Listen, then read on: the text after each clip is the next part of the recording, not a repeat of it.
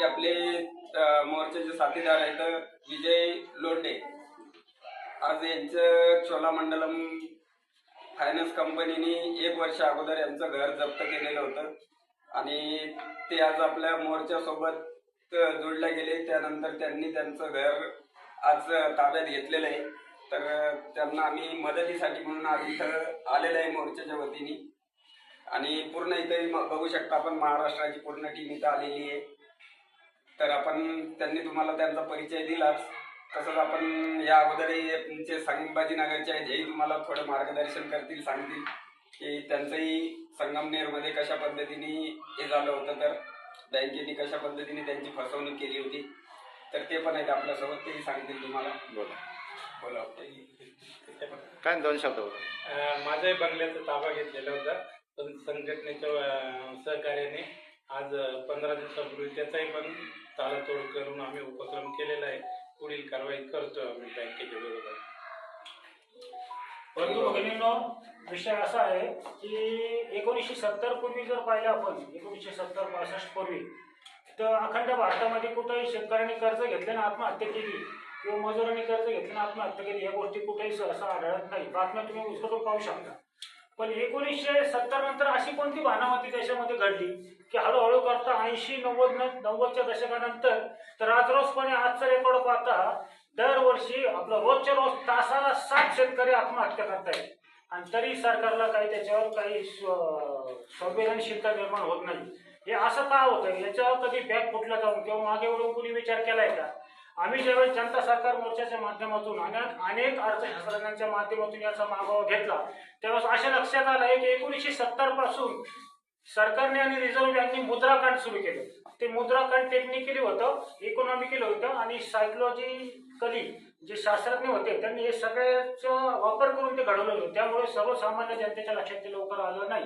याचे पडसाद जे उमटू लागले ते 1990 नंतर हळूहळू उमटू लागले आणि आज जर पाहताल तुम्ही गावातील प्रत्येक शेतकरी, प्रत्येक मजूर, प्रत्येक कर्मचारी, कारागीर, शहरातील अगदी छोटे छोटे वाहन घेणारे, छोटे छोटे फळे घेणारे, हे सर्व लोक कर्जकांडात अडकून पडलेले आहेत। बरं, कर्जकांडामध्ये सेक्शन 14 नुसार नियमावली, कायदा विरोध सगळ्यांना समसमान असतानाही जे गल्ल्या बिल्ल्या गल्ल्या कोण त्यांच्या आता काय तोंडात घाण्याचं माझ्या कोण त्यांच्या आस्थेत ठेवलेले ते सगळे मोकळे सोडून देशाच्या बाहेर सोडून गेले आणि ज्यांच्या 2-2, 4-4 खोल्या आहेत त्यांनी हप्ते थकले की त्यांची लगेच जप्त करायची, घर जप्त करा, त्यांना बाहेर काढा। हा कुठला न्याय आहे? तुमची कायदा व्यवस्था खरोखर समसमान आहे का? याच्यावर प्रश्नचिन्ह निर्माण झालेले आहे। पण सर्वसामान्य माणूस आपल्या प्रापंचिकेच्या कचऱ्यात सापडल्यामुळं या कर्जकांडी मुद्राकांडी लोकांविरुद्ध लढण्यासाठी त्याचा अवसान शिल्लक राहिलेलं नाही। ते अवसान देण्याचं बळ जनता सरकार मोर्चाच्या माध्यमातून जनतेला मिळत आहे। याचा सर्वकडे कर्जपीडितांनी लाभ घ्यावा आणि आपला हक्क, कारण बऱ्याच ठिकाणी आम्ही बघतोय की कर्ज कांड करताना जो कर्ज करार केला जातोय तो कर्ज करारच खोटा आहे। कारण कर्ज करारामध्ये म्हणजे कर्ज घेणारा व्यक्ती जो व्याज देणार असतो तो समोरून रुपये मागत असतो, रुपयाच्या स्वरूपात कर्ज द्या। हे हरामखोर बदमाश त्याला रुपयाच्या स्वरूपात कर्ज देत नाही। कारण रुपयाची निर्मिती जर पाहिली चलन निर्मिती कायद्यानुसार भारतीय चलन निर्मिती कायद्यानुसार रुपयाची निर्मिती 1970 पासून होतच नाही आणि 2011 पासून रुपयाचा पार सत्यानाश करून टाकलेला आहे आणि आज तर काय किती सत्यानाश झालेला आहे तुम्हाला काही वेगळं सांगायची गरज नाही। बोलण्यासारखं भरपूर आहे, पण इथे संक्षिप्तमध्ये एवढंच मानू शकतो की तुमच्या हातात रुपयाच्या नावाखाली मृत रुपया दिलेला आहे। जसं तुमच्या आमच्या वाडवडिलांचं प्रेत आपण घरात ठेवू शकत नाही, नातल्याकडे ठेवू शकत नाही, ते जर ठेवलं तर सडून कुजून किडे पडतील, दुर्गंधी होईल, रोगराई वाढेल। तसा हा मृत रुपया 1970 पासून हळूहळू पूर्णपणे 2011 मध्ये मृत झाला आणि आज हा निर्जीव रुपया तुमच्या आमच्या खिशातून वावरते। या निर्जीव रुपयामुळं कर्जपिढा, रोगराई, ताण तणाव, शुगर, बीपी, कॅन्सर असे अनेक रोग होऊन सगळी समाज व्यवस्था, सगळी कुटुंब व्यवस्था उद्ध्वस्त होण्याच्या मार्गावर लागलेली आहे। तरी सर्व जनतेला विनंती की थोडं मागे वळून तुम्ही सगळ्या याच्याकडे बघा, नेमकं असं होतंय काय ही काही भारत भूमीत काही भूत नाही आले अचानक, हे सगळं झालेले जाणून बुजून घडून आणलेले आहे। तर ह्या सगळ्या कांडांना विरोध करण्यासाठी तुम्ही सगळ्यांनी सर्व प्रकारचे कांड जाणून घ्या। एकदा जाणून घेतले तर आपण करून पडणार आहे। जसा अंधार घालवायचा असेल तर त्याला प्रकाश निर्माण करणे, दुसरा उपाय नाही। तसं हे तुम्हाला सगळे कर्ज काढ मिटवायचे असतील, सगळे मारून टाकायचे असतील हे कर्ज काढ, तर फक्त याला जाणून घ्या, आपोआप ते निखळून पडणार.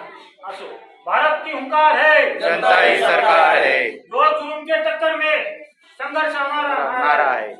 चला रवी भाऊ बोला. मी रवींद्र सपकाळे, राहणार जळगाव, महाराष्ट्र. आज दिनांक 19 ऑक्टोबर 2025 होता. आम्ही सर्व महाराष्ट्रातील लोक विजय लोंढे अहिल्यानगर येथे जमलेलो आहोत. आजच्या तारखेला अहमदनगर हे पूर्वीचं नाव होतं, अहिल्यानगर आता झालेलं आहे. तर येथे मजूर शेतकरी हाच वर्ग जास्त आहे आणि आम्हाला अभिमान आहे की आमचा देश हा कृषीप्रधान आहे आणि याच्याही पुढे कृषीप्रधान राहील. तर महाराष्ट्रामध्ये 23 लाख शेतकऱ्यांना जप्तीच्या नोटीस आलेल्या आहेत. पण महाराष्ट्राचे मुख्यमंत्री आणि देशाचे प्रधानमंत्री यांना त्यांच्या डोक्यावर जीव सुद्धा रेंगत नाहीये किंवा त्या शेतकऱ्याला न्याय कसा मिळेल याच्या बाबतीत हे लोक काहीही विचार करत नाहीये. कॉन्स्टिट्यूशन मध्ये स्वतंत्रता, समानता आणि अन्न वस्त्र निवारा या गोष्टीचा उल्लेख आहे आणि कायदे कलमनुसार आहे. तर त्या विषयावर वकील सुद्धा कोर्टात केस लढायला तयार होत नाहीये. म्हणजे वकिलांवर असा दबाव का? कोणत्या विदेशी शक्ती हे सर्व कार्य करताय याचा उलगडा झाला पाहिजे आणि लोकांनी जनजागृत झाले पाहिजे. लोक जर जनजागृत झाले, संघटित झाले तरच हे काम होणार आहे. आजचे विद्यमान आमदार, खासदार हे फक्त विदेशी कंपन्यांचे एजंट झालेले आहेत. जर आमदार खासदारांना वाटत असेल